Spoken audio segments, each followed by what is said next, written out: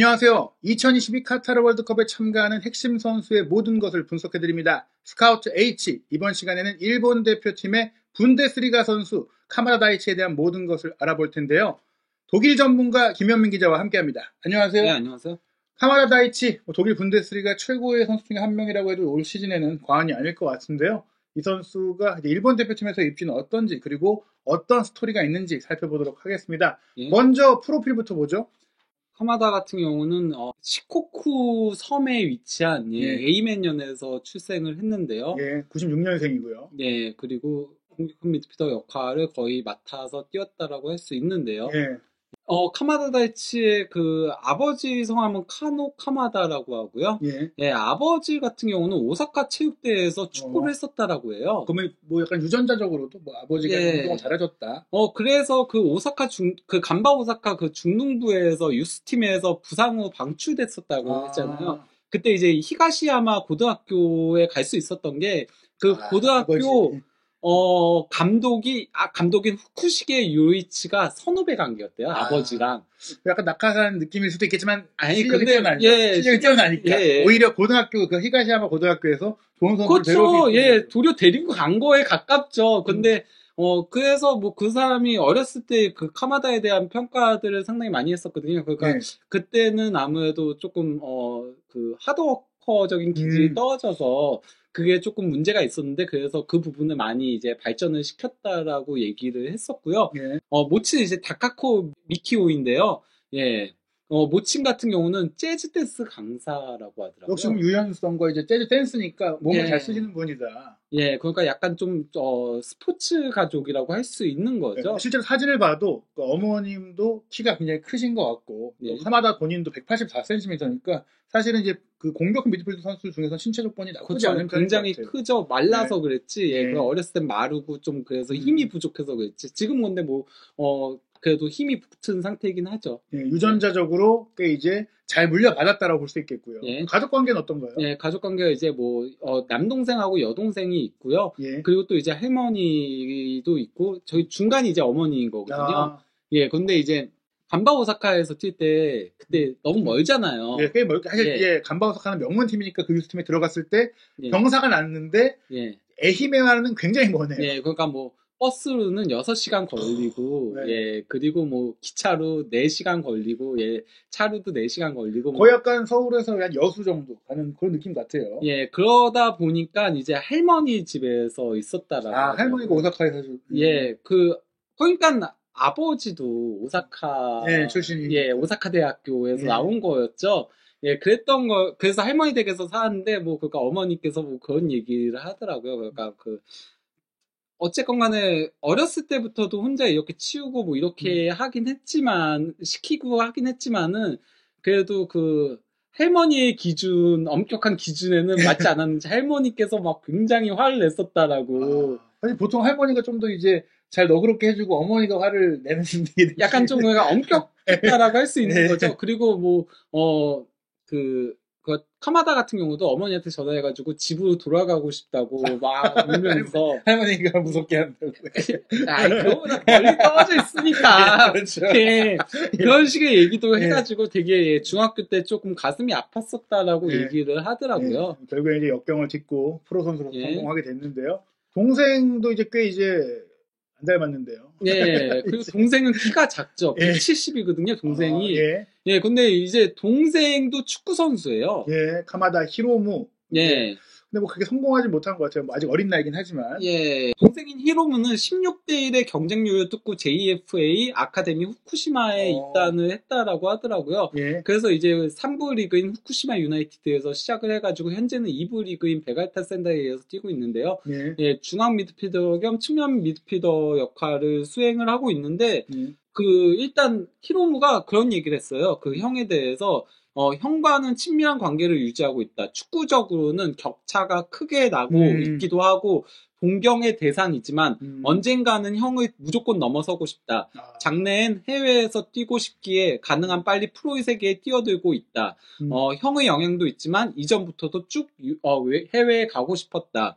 도전하고 싶다. 이렇게 얘기를 했거든요. 네, 뭐 형이 좀 나이 차이가 있는 가운데 또 프로 축구 선수로서 성공하는 걸 보면서 본인도 축구에 대한 꿈을 키웠는데 어찌됐거나 이제 사실은 형 같은 케이스는 특출난 재능이니까 그 어린 나이에 1부 리그에서 뛴 거지. 네. 보통 이 나이 때 선수들은 아직까지 그래도 2, 3부 리그, 2부 리그에서 뛰고 있으면 나쁜 건 아닌 것 같아요. 지금 만 21세니까요. 예, 그리고 2부 리그에서도 18경기 물론 뭐 교체 출전이 많지만 뭐 전반기 리그니까요. 예, 그래도 이제 꽤 많이 뛰었다. 이렇게 볼 수 있겠습니다. 네, 그래서 이게 뭐 J2 리그에서 뛰고 있는 동생의 모습인 건데 근데 너무 안 닮았죠. 카마다 다이치가 어머니 닮은 것 같은데 히로모는 아빠를 좀 닮지 않았나 싶어요. 얼굴이 좀. 그래서 키는 뭐 랜덤이니까. 사실 제가 듣기로는 유전이 있긴 있는데 가끔 돌연변이도 나온다. 그래서 그게 조금 프로 무대에 적응하는데 조금 문제가 있다라는 지적들을 하더라고요. 현지에서도 뭐 카마다에 대한 뭐 그런 사생활적인 그런 언론들이 나올 때 동생도 주목해보자 뭐 하면서 나왔을 때 동생도 어쨌건 간에 아까 얘기한 뭐 16대 1의 경쟁률을 뚫고 뭐 가고 했지만은 프로 무대에서 뛰기에는 신체적으로 너무 작은 게 좀 아쉽다. 이게 프로 무대에서 어떻게 될지 모른다. 이런 식의 평가들이 있었거든요. 어찌됐건 근데 미드필더고 엔도 같은 케이스도 있으니까 뭐 작아도 뭐 이제 완력이나 무게 중심이 좋으면은 뭐 이겨낼 수 있지 않을까 좀 지켜봐야 될 것 같고요. 근데 가족들이 보니까 전체적으로 운동을 즐기나 봐요. 네, 그러니까 뭐 사촌 여동생 2명은 프로 서퍼라고 하는데요. 그 사촌 여동생 2명이 이제 프로 서퍼가 됐다라고 얘기를 하면서 특히 이제 막내 같은 경우는 최윤수 프로 서퍼다라고 그러면서 어쩌면 도쿄 올림픽에도 갈 수 있으니까 이거 많이 좀 알려달라 이렇게 인스타그램에 올렸던 겁니다. 봤나요? 저도 모르겠습니다. 그것까지는. 여서핑이 올림픽 정식 종목인지도 몰랐습니다. 저도 몰랐어요. 저도 모릅니다. 어쨌든 이제 카마다 이런 운동 가족인데요. 어렸을 때부터 이제 축구 응원을 했나 봐요. 네, 그래서 이게 뭐 오이타현에서 있었던 대표팀 경기를 가가지고 응원하는 모습이라고 하는데 아마 경기 끝나고 것 같죠? 어두운 거 보니까 경기 다 끝나고 나서 그런 거. 저걸 들 정도면 뭐 울트라 리본 같이 막 응원을 하지 않았을까? 열렬한 축구 팬이지 않았을까 싶고요. 네, 그래서 어렸을 때부터도 자기는 축구 선수가 되고 싶었대요. 완전히 어렸을 때부터도. 그랬다라고 하고요. 그리고 결혼을 또 일찍 했어요. 그러니까 만 20세에 만 20세에 2017년 봄에 결혼을 했는데 아내는 어떤 여자인지는 정확하게 알려진 건 없거든요. 이름도 알려진 것도 없고. 근데 처음 이제 첫 선을 보인 게 사간도스 그 고별전 당시 때 부모님하고 이제 같이 이렇게 나와가지고 저 여자 누구야? 그 결혼한지도 아무도 몰랐었더라고요. 그 결혼 사실이 저 사진이 나중에 공개된 거고 처음에는 저 여자 누구야? 막 이러면서 그래서 이쁘다. 뭐 모델이야? 누구야? 막 탤런트야? 막 이러면서 이러면서 탤런트만 모를 리가 없는데 막 이랬었다라고 하더라고요. 봤을 때도 사실 이제 딱 우리가 누군지 프로필 안 봐도 카만다가 결혼을 빨리 잘했구나. 이제 잘 사랑했구나 많이. 이런 느낌이 있었는데 뭐 가족들하고 잘 지내는 것 같고요. 아직 사실 젊은 나이인데 뭐 아이가 또 벌써 있어요.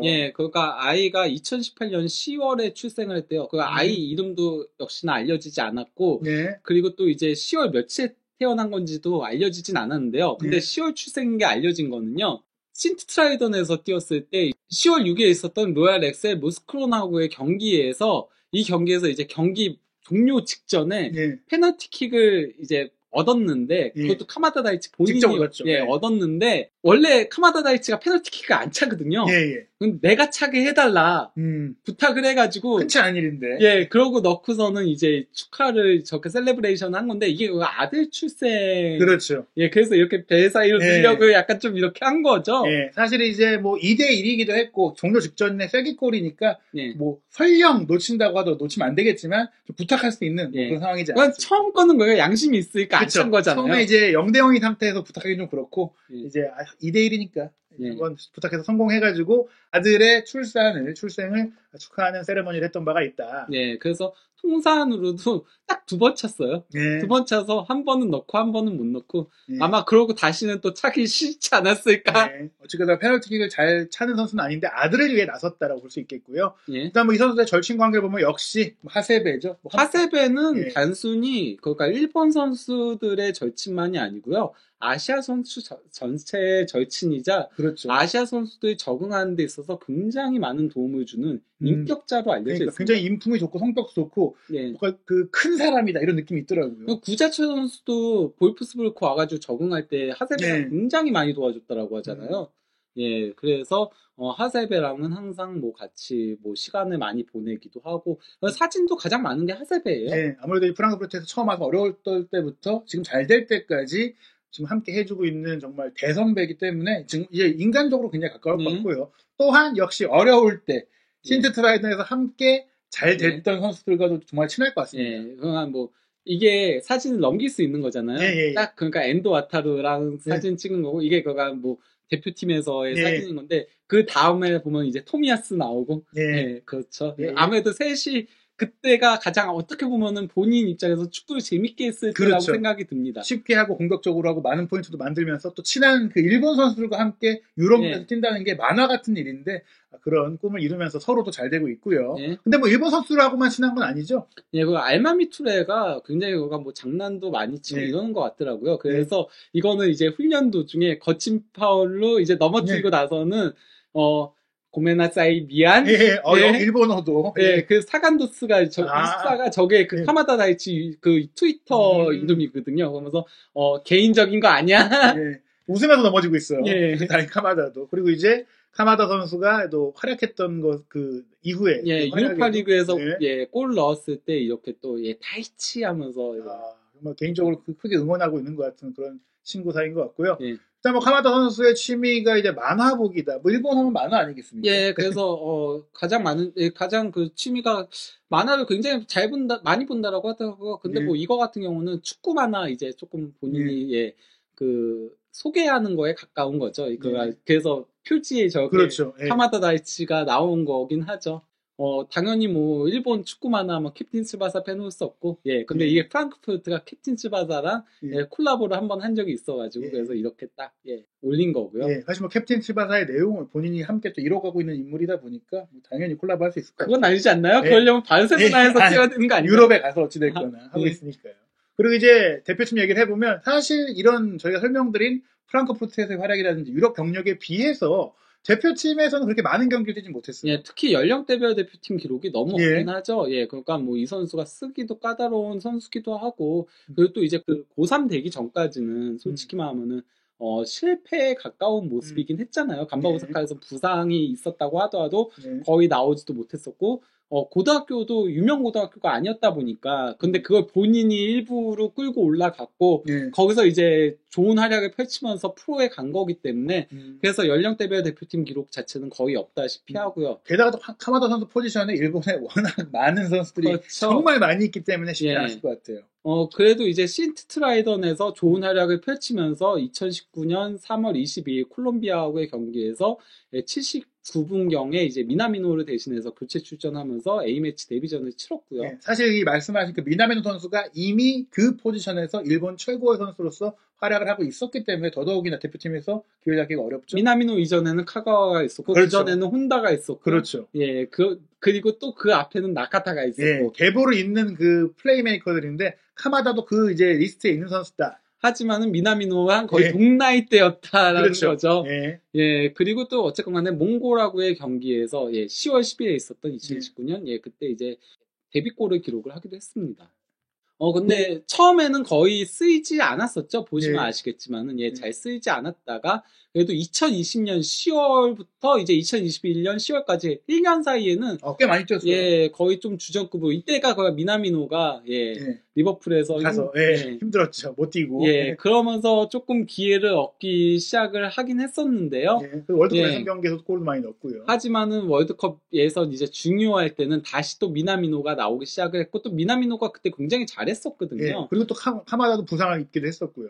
그러면서 못 나오다가 다시 이제 최근 평가전에서는 중용되고 있죠. 저기 뭐 3경기 빠진 동아시아컵은 원래 유럽 선수가 빼고 오니까 저건 그러니까 뭐 밀려서 안 나온 건 아닌 거고. 그렇죠. 결국엔 최근엔 다시 입지가 좋아졌는데 그 배경에도 사실 이제 리버풀을 떠나서 모나코로 간 미나미노 선수가 물론 여전히 입지는 좋지만 그래도 조금 이제 어려운 시기를 좀 겪고 있다 보니까 다양한 선수들을 좀 테스트해 보는 것 같아요. 어쨌건 간에 이게 그 카타르 월드컵 예선, 아시아 예선 당시에 출전 시간으로 뽑은 이제 베스트 11이긴 하거든요. 예. 예, 그가 오사쿠 유야 톱에 이제 미나미노하고 이토주냐 좌우윙에 예. 이제 뭐 다나카하고 시바사키하고 엔도가 이제 중원을 구축하고 나가토모하고 사카이 히로시하고 그리고 이제 요시다하고 토미야스 이렇게 수비 라인을 구축하고 있었는데요. 예, 최근에 좀 달라진 모습이에요. 예, 뭐 월드컵 본선 진출 확정됐을 때 이제 원래는 그가 오사쿠 유야하고 시바사키가 모리아스 감독의 페르소나에 가까웠거든요. 예. 특히 시바사키는 그 예. 산프레스 히로시마부터 계속 함께했던 사이였어요. 근데 이 선수들이 부진에 빠지기 그렇죠. 시작을 하면서 그러면서 이제 뭐 그 호주하고의 본선 진출 확정지었던 경기에서는 아사노가 톱에 미나미노 이토주냐가 좌우 윙에 이제 다나카 모리타 그리고 엔도가 섰고 그리고 예 이런 식으로 포백이 형성이 됐죠. 이때는 왜냐면은 그 토미야스가 부상으로 빠져가지고 예. 그래도 이제 도쿄올림픽에 참가했던 미토마나 나카야마 같은 선수들이 또 올라오고 또 예. 말씀하신 오사코는 J리그로 돌아온 이후에 폼이 많이 떨어지다 보니까 예. 사실 이제 월드컵 예선에서 중용됐던 선수들이 조금은 이제 밀리는 형국이고 무엇보다 월드컵을 앞둔 최종 평가전인 9월 달에 조금 윤곽이 좀 나왔어요. 예, 근데 그 최근 들어서 일본이 어쨌건 간에 이 선에서 잘하는 선수들이 너무 많거든요. 그쵸. 예, 일단 뭐 카마다 다이치도 이번 시즌에 굉장히 잘하고 있고 쿠보도 지금 대학 예, 소시에다드 가가지고 잘하고 있고 도안리츠 미쳐 날뛰고 그쵸. 있고 예, 쳤어야죠. 프라이브크 지금 2위잖아요. 그렇죠. 부데스리가 그 중심에 도안리츠가 있거든요. 그 선수 뺄 수가 없는 거죠. 네, 그러다 보니까 요즘은 4-2-3-1을 실험을 하고 있거든요. 예. 예, 그 화려한 이선들을 묵힐 수는 없으니까. 그러면서 다나카가 좀 밀리고 스포팅 리스본에는 모리타가 좀 많이 나오고 그 미토마도 굉장히 그렇죠. 브라이튼에서 잘하고 있고 하다 보니까 예, 그래서 4-2-3-1을 실험했고 미국하고의 평가전에서 카마다 다이치가 선발로 나와가지고 골까지 넣으면서 예, 2대0 승리를 견인했었고요. 예, 또 교체 나온 미토마도 골을 넣었기 때문에 카마다와 미토마가 어떻게 본다면은 월드컵을 앞둔 시점에 폼이 좋아서 조금은 입지가 높아지고 있다. 예, 강력한 주전 경쟁을 하고 있는 상황이라고 할 수 있죠. 예, 그리고 이제 어쨌건 간에 그 에콰도르하고의 평가전에서는 이때 완전히 그가 로테이션을 대거 돌렸어요. 예. 예, 로테이션 대거 돌리면서 뭐 이때는 미나미노가 이제 선발로 나왔고 카마다가 이제 67분경에 교체 출전을 했었죠. 예, 그 시바사키가 주장원장을 찾고 사실 이제 셀틱에서 뛰고 있는 뭐 후루아시라든지 마에다 이런 선수들이 이제 전방을 책임지고 있는데 뭐 거의 전원을 유로파로 구성할 수 있는 뭐 일본이다 보니까 그렇죠. 선수층도 두텁고 월드컵 본선에서도 사실 조편성만 아니었다면 16강을 노릴 수 있는 그 전력이라고 볼 수 있거든요. 예. 월드컵 본선에는 좀 어떻게 나올 거라고 예상하시나요? 뭐 그러니까 9월에 평가전 때 보여준 대로 나오지 않을까 싶긴 하거든요. 톱은 마에다하고 이제 후루아시하고 둘이 이제 경쟁을 할 걸로 보이고요. 그리고 또 이제 공격형 미드필더 자리는 미나미노하고 이제 카마다가 경쟁을 할 것으로 보이는데, 여기는 조금 지켜봐야 될 것 같아요. 여태까지는 미나미노가 앞서 나가고 있었고, 또 이제, 미나미노가 어쨌건 간에 예선에선 좋은 모습을 보여주긴 했는데, 지금 어쨌건 모나코에서 고전하고 있으니까, 예, 그리고 왼쪽 윙은 미토마로 조금 굳어져 가는 게 아닌가 싶긴 해요. 쿠보가 물론 뭐 소시에다드에서 좋은 모습을 보여주고 있긴 하지만 마무리가 좀 안 좋잖아요. 그리고 또 어쨌건 간에 수비적인 밸런스까지 고려하면은 미토마가 예, 미토마는 지금 브라이튼에서 아예 윙백으로 뛰고 있기도 하니까요. 그렇죠. 예, 그리고 오른쪽 윙도 굉장히 이게 좀 여기가 가장 고민될 것 같아요. 사실 예선에서 이토준야가 거의 멱살 잡고 본선 끌고 왔거든요. 그렇죠. 그리고 지금도 이토준야 잘하고 있어요. 그렇죠. 근데 조한리치도 너무 잘하고 있어가지고 고민이 되는 거예요. 근데 둘 다 오른쪽에서만 뛸 수 있기 때문에 사실상 그래서 이 자리가 가장 고민될 것 같긴 하고요. 그리고 수비형 미드필더는 그냥 뭐 모리타하고 엔도가 그래도 기본적으로 가지 않을까. 그렇죠. 예, 수비적인 밸런스. 4-2-3-1을 하려면은 다나카나 시바사키는 좀 이제 수비가 어렵죠. 그렇기 때문에 그렇고 뭐 이제 좌우 윙백, 풀백은 뭐 나가토모하고 사카이가 뭐 확정적이고 중앙 수비도 요시다하고 토미야스로 나가겠죠. 그렇죠. 뭐 이타쿠라 선수가 부상으로 빠진 가운데 뭐 이 선수들이 뭐 굳건해서 포백은 안정적인데 이제 공격 라인의 경쟁이 조금 이제 치열하다 볼 수 있겠고요. 근데 이제 일본의 전력이 굉장히 좋은데 지금 이 2조 일본이 죽은 조라고 불리는 2조 스페인하고 독일을 넘어야 돼요. 일단 코스타리카는 제가 개인적으로 봤을 때 일본이 잡을 수 있을 거라는 생각이 드는데 어떻게 보시나요? 스페인과 독일 상대로 승점을 일본이 얻을 수 있을까요? 저는 근데 스페인하고 독일이 그 네이션스 리그에서 하는 것들을 보니까요. 이거 2조 은근 혼전될 수도 있겠다 생각이 들더라고요. 다들 골을 잘 못 넣어요. 스페인과 독일이 쉽게 2승을 못할 것이다. 그 톱이 약점이 있다 보니까 골을 잘 못 넣어가지고 경기는 당연히 스페인과 독일이 지배할 건데요. 코스타리카도 수비가 짱짱하고요.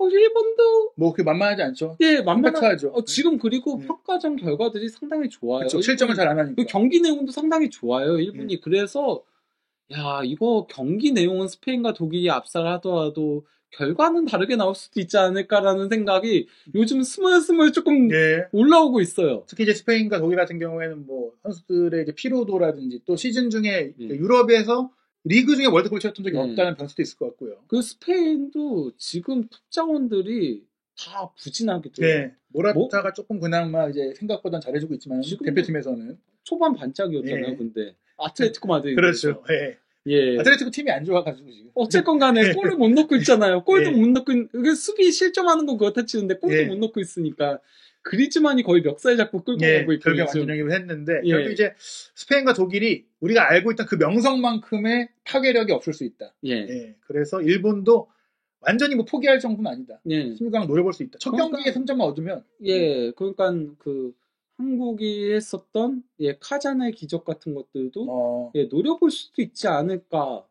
예. 저는 물론 뭐 독일이 올라갔으면 하는데 독일 진짜 예. 사실 저도 그렇습니다. 스페인이 뭐 올라가줘야 또 스페인에서도 살았었고 스페인과 좋은 예. 인연이 있는 그러니까요. 사람으로서 기대를 하는데 이 둘 중에 하나는 탈락할 가능성이 충분히 있는 조다라고 생각이 들어요. 예. 너무 미끄러지면 마무리가 너무 안 좋아요. 예. 예. 오히려 코스타리카와 일본은 또 아예 상대를 존중해서 실리적인 축구 전술을 들고 나올 그렇죠. 경우 충분히 이변이 멸실될 수 있고. 차라리 독일 스페인은 상대가 라인 올리면서 하는 팀이 더 나을 거예요. 그렇죠. 독일이 네이션스 리그에서 또 가장 경기 내용이 좋았던 게 잉글랜드전이었어요. 예. 헝가리 상대로 가장 고전하고 결국 졌잖아요. 그렇죠. 헝가리한테. 예. 예. 결국에는 2조에서 이변이 벌어질 가능성 배제할 수 없다. 예, 배제할 수 없는 것 같아요. 예. 예. 정말 너무나 흥미진진한 월드컵이 될 것 같은데요. 2022 카타르 월드컵에 대한 정밀한 분석과 소식도 한준TV는 부버지 김현민 기자와 함께합니다. 많은 관심 부탁드리고요. 스카우트 H에서 분석을 원하는 선수 댓글로 남겨주시면 적극적으로 반영하겠습니다. 감사합니다. 감사합니다.